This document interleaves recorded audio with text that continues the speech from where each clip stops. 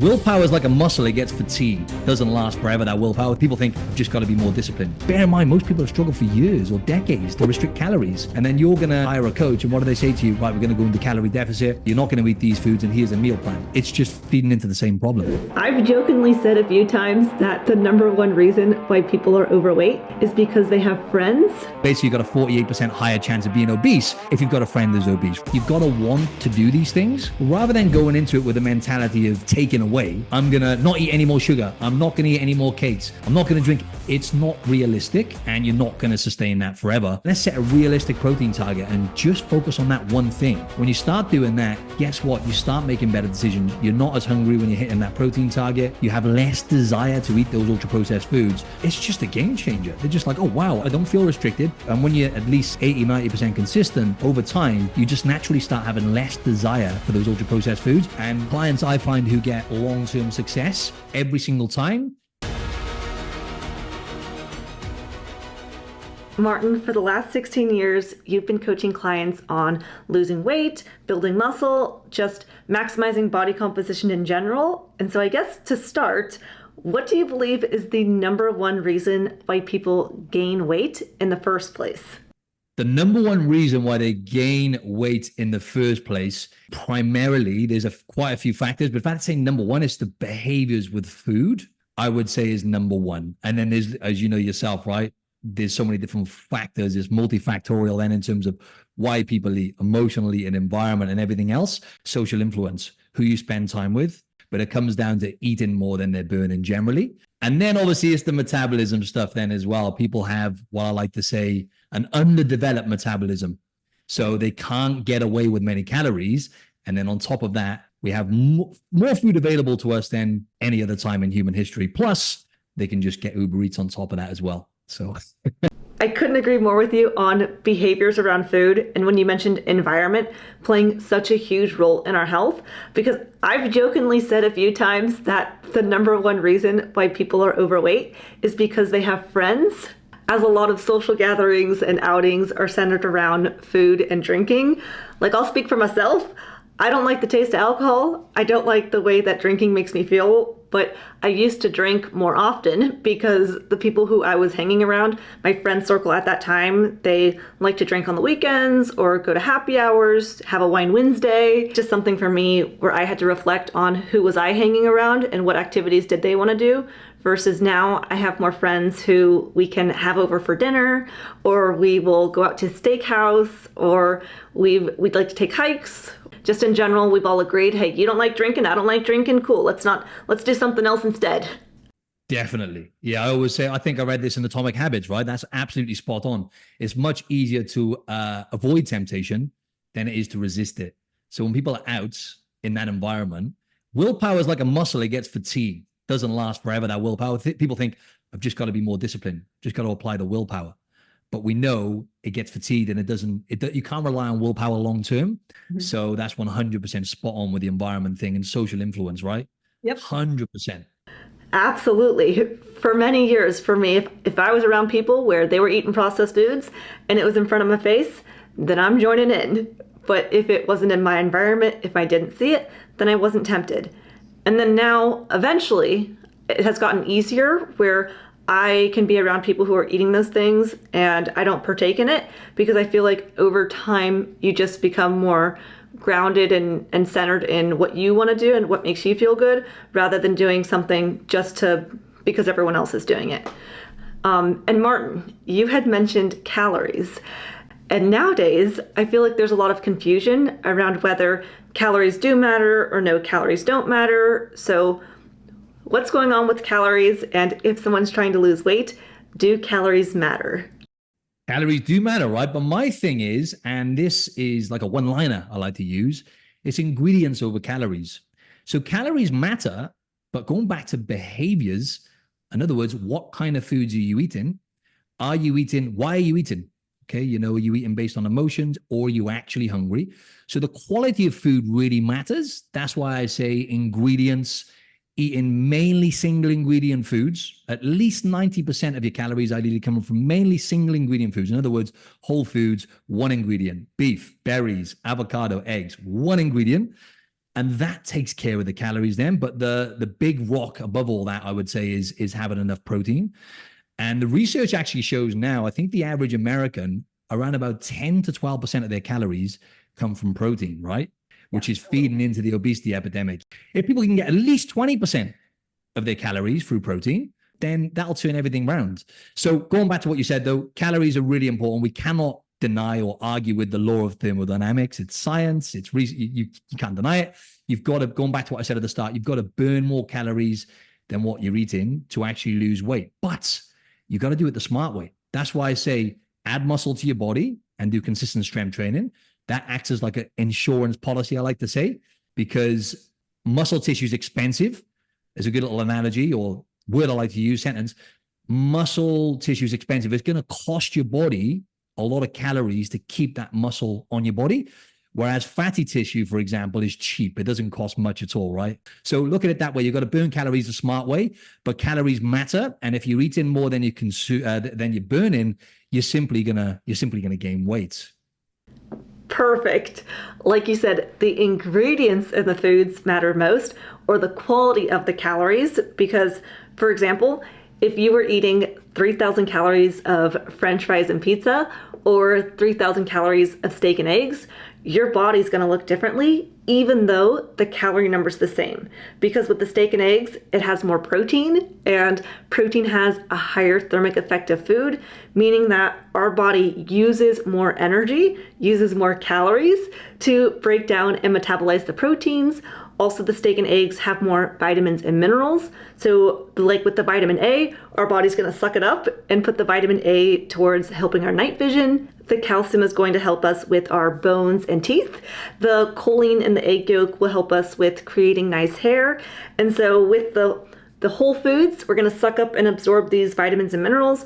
Whereas with the processed foods, they're just very low in nutritional value, that there's not much to like suck up and use. Rather, when we eat the processed junk foods, it kind of just sits around the waistline. So that's where when people say that calories don't matter, they don't matter as much, because you can be eating the same number of calories, but depending on the food that you're eating, your body type will look differently. But then also calories do matter, because if you were eating 6,000 calories of steak and eggs for 30 days, or 3,000 calories of steak and eggs for 30 days, or 0 calories of steak and eggs for 30 days, then your body's going to look differently depending on how much food you're consuming. Yeah, 100%. And with steak and eggs, for example, you just get satiated, you get full because you have the protein, but going back to what you said as well, and the fats on top of that as well. So you've got protein, which is the most satiating out of all three macronutrients, right? You've got protein, fats, and carbs. Then fats are second in line, and not to mention all the micronutrients and everything your body's getting. There's only so much steak and eggs you can eat. It's like literally, and if you go to a restaurant, it's very rare you eat a steak, a nice juicy steak, and then you go, I'll have another steak, please. Sometimes you might, but when it comes to what you said, like the pizza, oh, you can just order more, or you can add pizza and then you can order some dessert and you can put that away, no problem. That combination of fats and carbs, those highly palatable foods, good luck if you're eating too many of them. And the research shows as well, you will eat, they did a massive study and it was a cross study, so they crossed the groups over. And long story short, you'll eat 500 calories, it was the exact amount more per day. Unlimited access to ultra-processed foods. The group ate 500 calories, give or take, more a day than the group that had unlimited access to whole foods. Won't go into the ins and outs, but that just gives you an idea. 3,500 calories over the week. You're going to gain, give or take, around about a pound of weight a week, So it makes a big difference, food quality, 100%. But Martin, I like processed foods. They taste good, they're convenient, they're easy. Plus my family and friends and coworkers are eating them. So it's not easy to stop having these things. What advice do you have to limit eating junk food? Really good question, right? So a tactical tip would be simply keep those foods out of the house. A little kind of rule I give to clients, it depends on how far away, I think I mentioned this last time, how far away they live from the supermarket or whatever. But I'll say, look, don't keep the foods in the house. In the evening, if you wanted to go and have a bar of chocolate, go to the shop, right?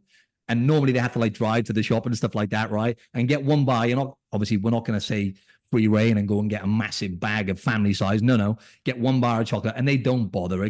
Most of the time, you've got the barrier in the way. The food's not accessible. That's number one, right? So get those foods out of the house, out of sight. Number two is going back to what you were saying. You've got to pick your battles in terms of social influence, who you spend time with. right? I'm like a broken record, but I'm going to say this one over and over again because this is a study done on millions of people over 20 years. Basically, you've got a 48% higher chance of being obese if you've got a friend that's obese, right? So it just goes to show that social influence and that environment is key. But a strategy that I use with most clients who've struggled with weight gain, every single time when people have struggled with weight gain, they're eating too many ultra-processed foods. It's just a common pattern that I see with every single client, regardless of why that is or everything else, they're eating too many of those foods. So rather than taking away all of your favorite foods, yes, keep them out of the house. But rather than going into it with a mentality of taking away, I'm going to not eat any more sugar. I'm not going to eat any more cakes. I'm not going to drink it. It's not realistic, and you're not going to sustain that forever. Go in with the approach, and I actually applied this approach myself when I used to struggle with binge eating, which we can get to if you want. When I used to do bodybuilding and stuff, I just started adding in more good quality foods, more protein, and also complete protein sources. So varying my sources of meat, for example, eating more red meat. So adding in foods is my approach with clients. Rather than taking away, let's add in. Let's aim for a protein target. Let's just do that. Forget about all those foods. Let's track for a week, like you said, and aim for a protein. Once I've seen where you're at, I'm not going to set unrealistic goals. At least let me see a few days or a week of where you're at. And then let's set a realistic protein target and just focus on that one thing. And it's all about just turning behaviors into habits. And that can take a different amount of time, depending on the person. But when you start doing that, guess what? You start making better decisions. You're not as hungry when you're hitting that protein target. You have less desire to eat those ultra processed foods. And when you at least say 80, 90% consistent minimum over time, you just naturally start having less desire for those ultra processed foods. But when people go into it with that, I'm going to take it away, I'm going to restrict. And, that's why diet plans and stuff, you can give someone a diet plan. It's like giving a man a fish, right? You're going to feed them for a day, but using tracking as an example, or just teaching people one way or another, you're going to feed them for a lifetime, right? So that meal plans work until they don't work. And restriction, that mindset, bear in mind, most people have struggled for years or decades to restrict calories. And then you're going to, let's say, hire a coach. And what do they say to you? Right, we're going to go into calorie deficit. You're not going to eat these foods, and here's a meal plan. It's just feeding into the same problem, Yep. There's studies out there by Dr. Robbenheimer and Dr. Simpson showing that because protein is so critical, because protein's so important for our bodies, that our bodies will stay hungry until we've had enough protein for the day. So if I eat a bag of chips, very low in protein, my body's going to scream out, hey, keep eating, I'm still hungry. You haven't fed me the most essential nutrient that I need to survive and thrive. And so because I'm then hungry, I will eat like a candy bar, which again, low in protein. So I'm still going to be hungry. And then if I eat an apple, while apples have vitamins and minerals and fiber and polyphenols, apples are still low in protein. And so if I were just eating apples all day, it's going to take me a lot longer to feel full, because until I've had enough protein for the day, then my body's going to finally say, okay, cool, we're good. And so when I'm working with clients, I will say to eat 1 gram of protein per 1 pound of ideal body weight. So if you would like to weigh 150 pounds, then I would aim to eat about 150 grams of protein. Now don't take your meat and weigh it on a scale and make the meat be 150 grams, rather 150 grams of protein in that meat. What do you do? 100%. That's exactly the same metric I like to give as well. It's a good round number and it will work. That's good. But if someone's gone from eating, say, it's grossly under eating protein, right? Which is some people where they're literally eating like 0.4 grams per pound of body weight. If you can aim to get like 0.7 grams and start slow and just build on it. But that's a really good thing to aim for. 1 gram per pound of body weight, that will work. If you're consistent with that, it's simple. Hey guys, thank you so much for all of your support over the years. By liking and commenting on these videos, you help these messages reach more people. And by using the links for the sponsors, it really helps support this channel. And the brands who sponsor the videos are always brands that I use myself and are products that I think would help the most amount of people. And so today's video is sponsored by Element Electrolytes, which is a drink mix that I've been using for several years now. What I love about Element is it tastes really good, but then it also provides my body with more sodium, magnesium, and and potassium, but without any sugar or artificial ingredients. And so it's like I get myself a delicious drink that also hydrates me and gives me essential nutrients. Especially for people who are soda drinkers or who drink energy drinks currently, I find these element electrolytes are a really good replacement option. Again, since they don't have the sugar, but they taste just as amazing. Element electrolytes comes in all kinds of different flavors, from watermelon, raspberry, chocolate, grapefruit. And so if you'd like to check out Element, there'll be a link in the description where you can get 8 additional free packets of all of Element's different flavors with any drink mix order, or you can get this 8 additional free packets of Element by going to the URL drinkelement.com/LillieKane. They also have a money back guarantee, so if you try it and you don't like it, you can get your money back. Earlier on, you had mentioned metabolisms and that someone may have an underdeveloped metabolism. How would someone watching right now know whether or not they have an underdeveloped metabolism? Or maybe we should role play. If you were my coach and I am 50-year-old John, what would be your advice for me as far as like losing weight and identifying if I have a strong metabolism? Yeah, the first thing I want to know, right? I want to know a bit more about your history, how much experience you've got with strength training. Because when it comes to metabolism, there's more and more research coming out. It's still kind of unclear because it's very complex with human metabolism. Next to like the human brain, for example, which is the most complex thing, metabolism is probably second in line, but there's a lot more to it. The pursuit of building muscle and actually adding muscle to your body and then eating high protein and all the things that come with getting in shape and building muscle, it's hard. And that whole pursuit will actually, you'll burn more calories from doing that. Because by adding muscle to your body's automatically going to burn more calories then by itself. So I want to look at, you're looking to lose weight. I want to look at your history. I want to look at your lifestyle and the kind of thing you do for work and how much stress you've got. Have you got kids? Those kind of things. Because stress and time management, those two things are very, very important. But then I also want to know, like I said, I want to know your history in terms of what kind of history have you got with strength training? You know, do you have any experience with that? Because Not really. that's not really, zero.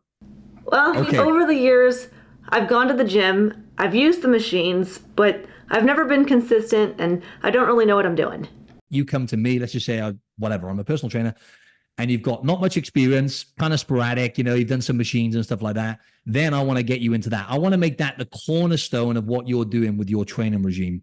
Strength training, lifting weights, or even starting off with your own body weight is probably the first starting point. Some form of strength training, build you up, get you doing that consistently, because that's going to get your body automatically burning more calories by itself, which then makes it much easier for you to actually lose weight. And then I want to look at your relationship with food, right? Like we said at the start, I want to look at how you eat. So I want to get you keeping a food diary, at least for the first month or so I can see exactly what's going on there.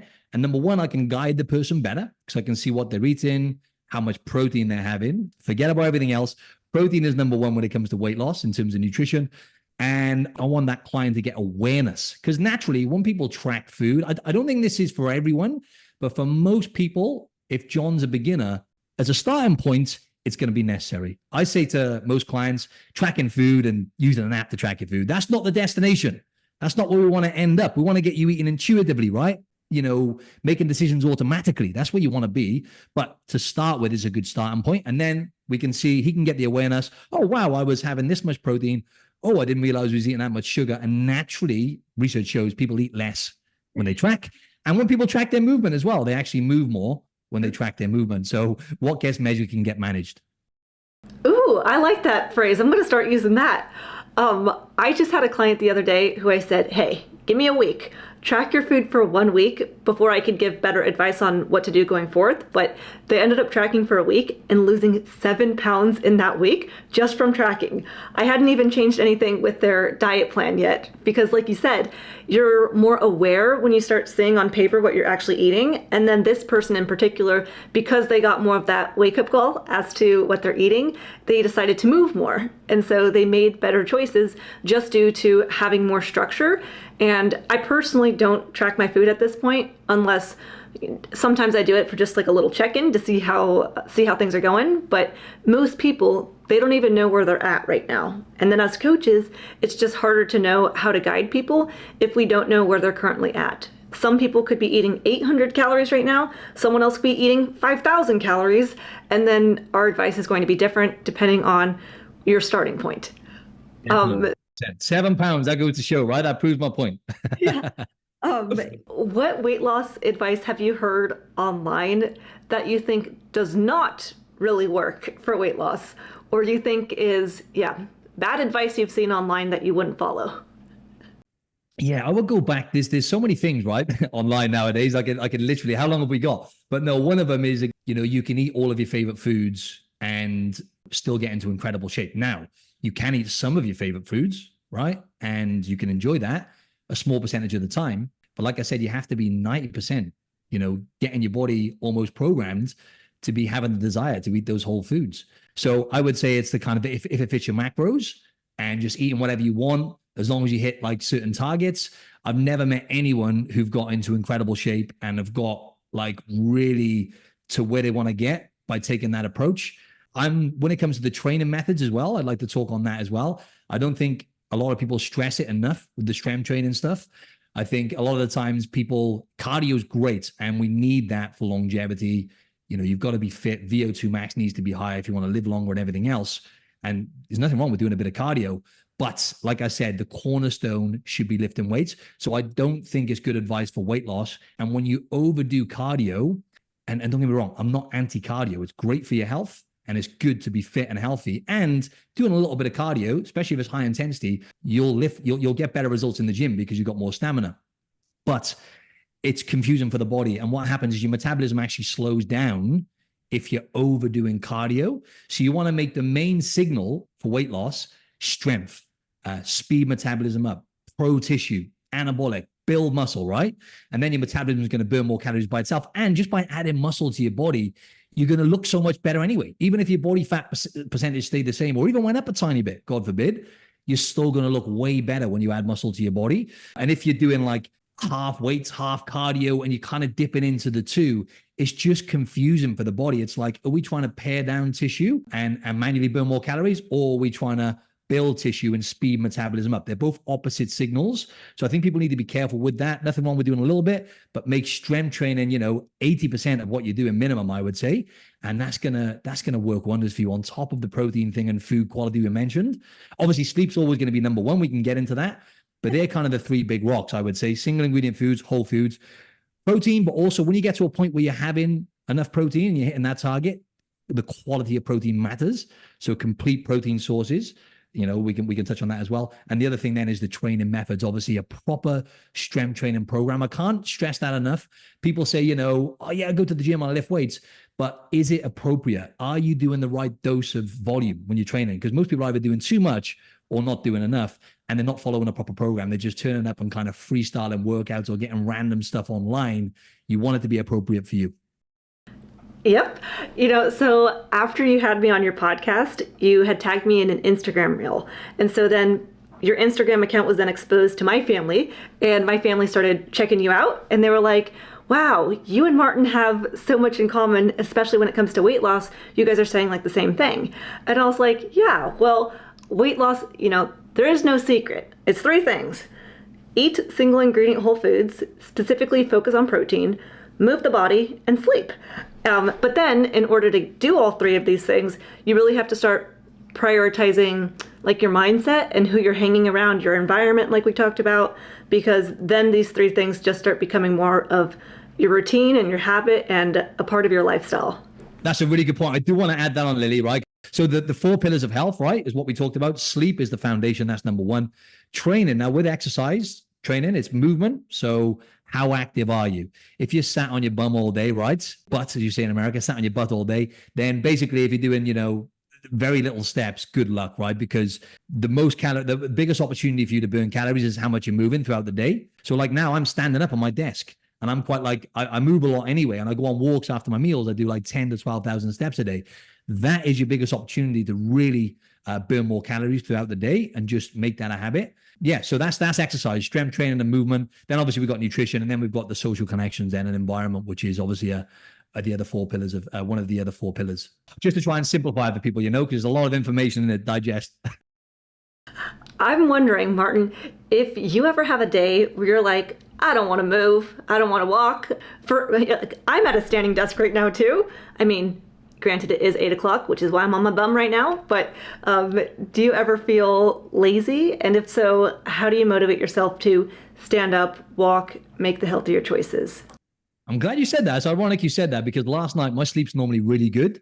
And I use the Aura Ring, right, to track it. So I'm super kind of aware of it and everything else. Again, what gets measured can get managed. But last night I had a bad sleep. My sleep's normally great. I don't know what happened. Long story short.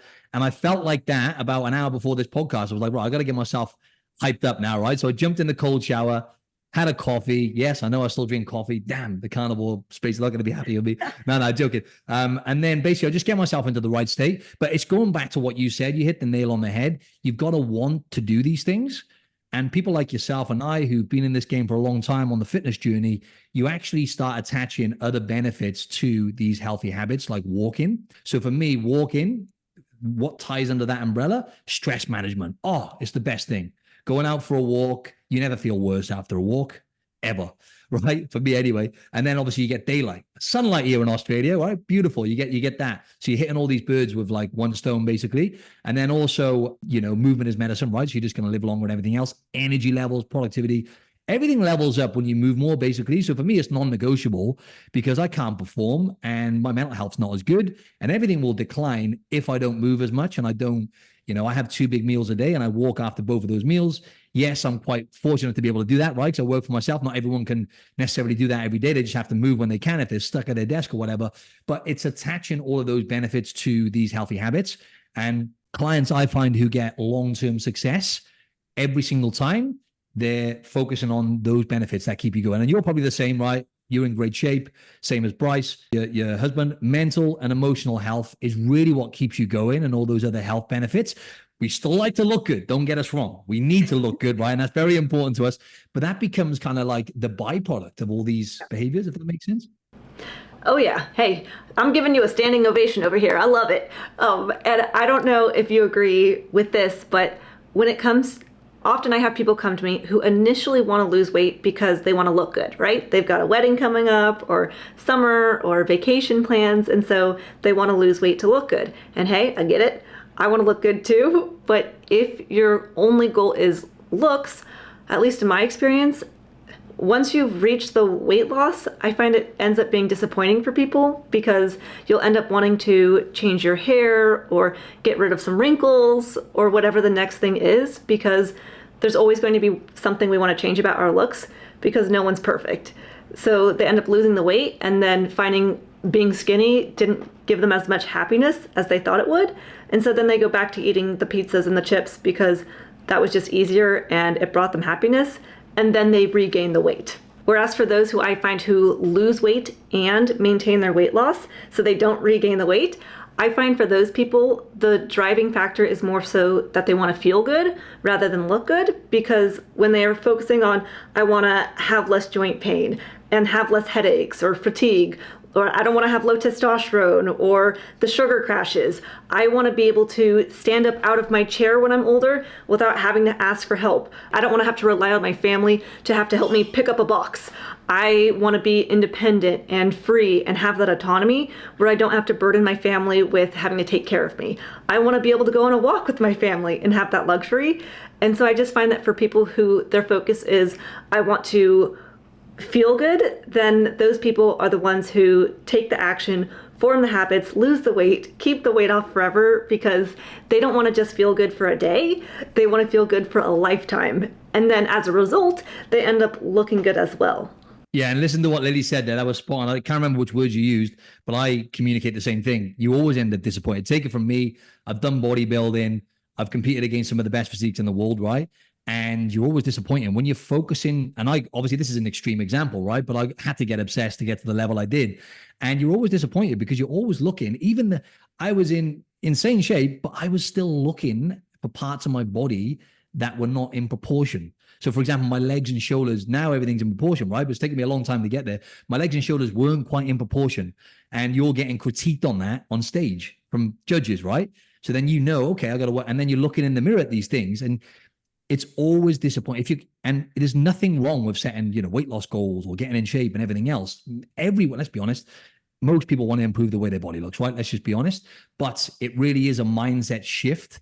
And if you're constantly focusing on the aesthetics, you always end up disappointed, Yeah. Martin, since you've been coaching for the last 16 years, I can imagine that the way that you help clients has changed and evolved. And so what's the number one thing that you feel like you have learned over the years when coaching clients, and how has your approach changed as far as like helping people reach their goals? Yeah, that's another really good question. But I started off, eating crap basically. So just to give people a run through my career, started off personal training people at the age of around about 20. Didn't know what I was doing with nutrition, eating whatever I wanted, had no idea, right? Got to about 25, started eating more whole foods. And when I look back, it was like paleo type eating. Not that I was consciously doing that. I was aware of paleo.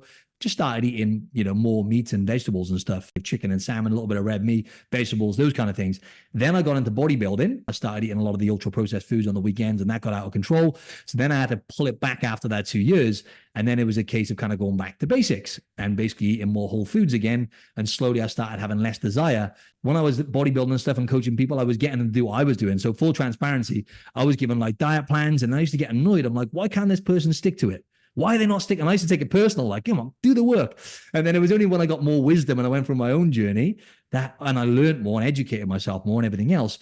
It's okay, it's all about whole foods. So I'm always meeting the client where they're at, and rather than giving them, stuff which is not sustainable, I really meet them where they're at, and I add one or two things at a time. I'll look at one or two behaviors to change, and let's turn those behaviors into permanent habits. So my approach is always now like looking way down the line. How can I get this person in shape forever? It's one thing getting in shape, right? But to keep someone in shape forever and get them to a point where they're self-sustaining is another animal. So I guess that's where I've changed now. It's that outlook. That makes sense. Oh yeah, absolutely. I understand that many people, they don't want to take a long time to lose weight. Everyone wants to have lost all their weight yesterday. I totally get it. But like you said, I also don't drastically change what a client is doing on day one.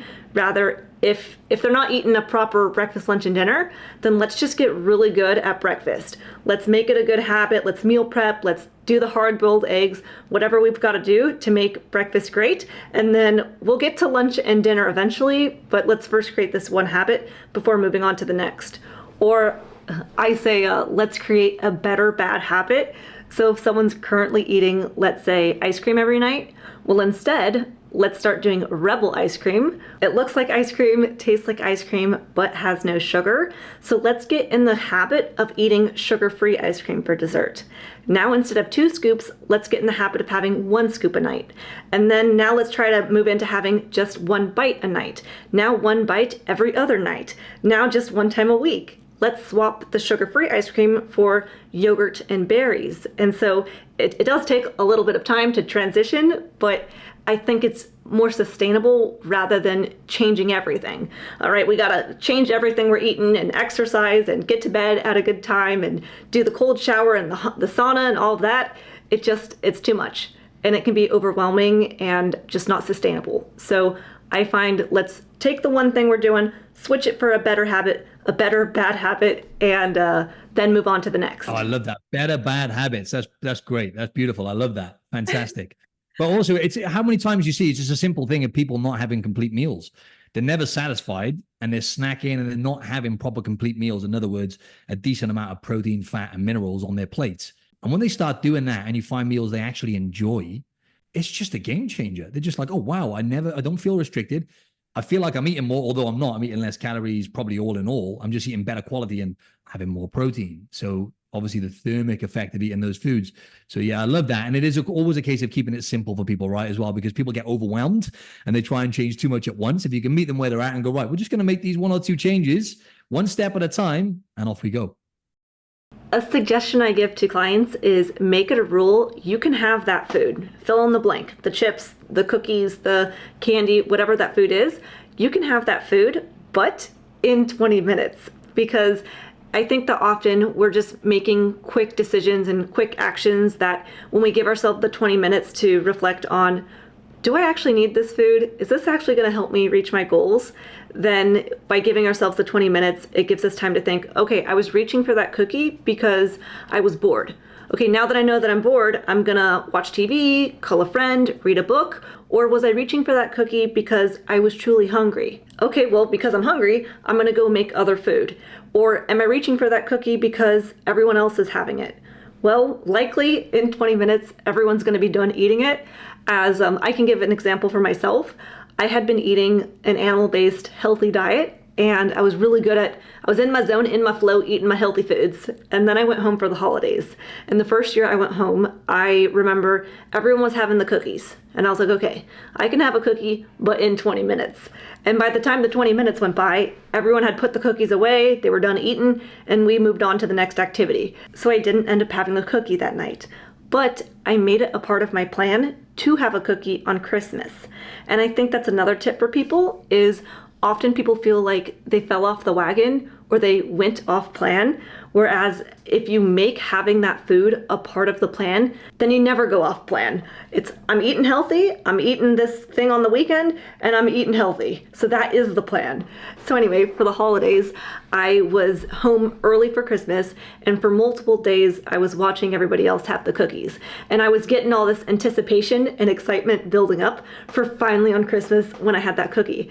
And then when I had it, I was like, dang, not as good as I thought it would be. And so I realized that I had a lot of enjoyment watching people eat it. I had enjoyment just looking at them, smelling them, and the anticipation and excitement of having the cookie. But I feel like if people were to slow down more, they would make better choices, or at least not eat as many cookies if they were to close their eyes, close their ears, feel the cookie on their tongue and the texture and the flavor and the way that it feels going down their throat.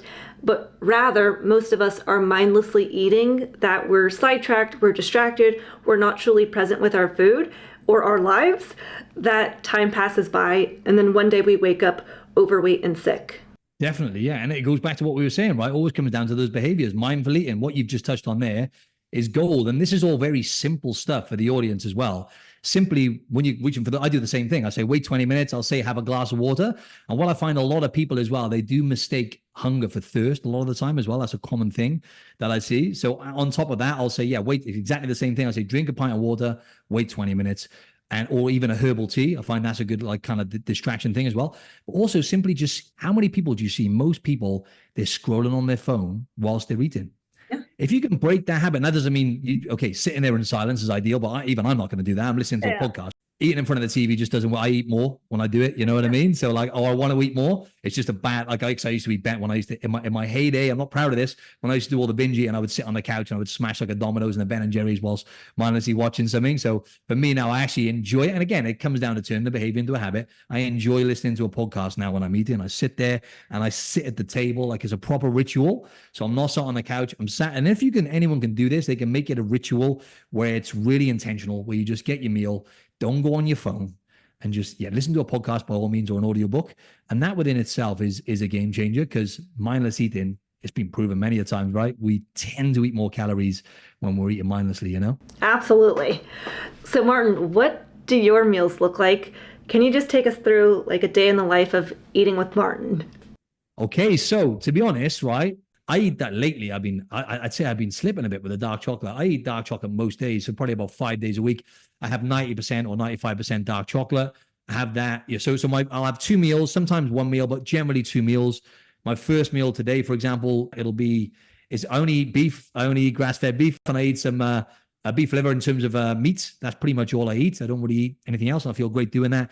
So my first meal will probably be like 600, 700, maybe even 800 grams of a Scotch fillet steak. So what I notice is I used to eat steak and then some ground beef, as you call it in America. We call it beef mince.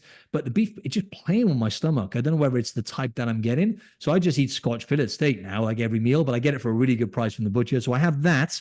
My first meal, my staple meal, is basically Scotch fillet, egg yolks. I don't have the whites because they cause gut issues with me. But for me, egg yolks are fine. So I'll have like, let's say 800 grams of Scotch fillet steak. I'll have a whole avocado. I'll cook the steak in beef tallow. And I'll also have probably on average around about 8 egg yolks. And that's mainly what I'll have for that first meal. Sometimes I might have some dark chocolate to break my fast. Actually, I might have that at like 10 a.m. So in the evening, then I'll have my carb source now is white rice and fruit and some honey.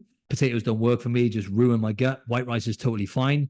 And just for anyone else as well, white rice, believe it or not, is actually healthier than brown rice because of the anti-nutrients that you get in brown rice. And I find I digest it really well, no problems. So my evening meal then will be more steak, and it will be not as much though.